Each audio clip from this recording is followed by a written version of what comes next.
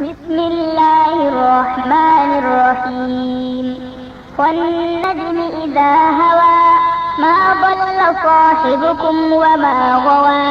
وما ينطق عن الهوى إن هو إلا وحي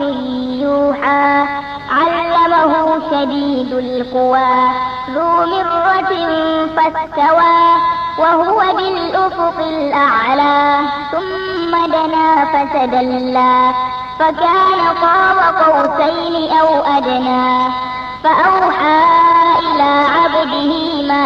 أوحى ما كذب الفؤاد ما رأى أفتمارونه على ما يرى ولقد رآه نزلة أخرى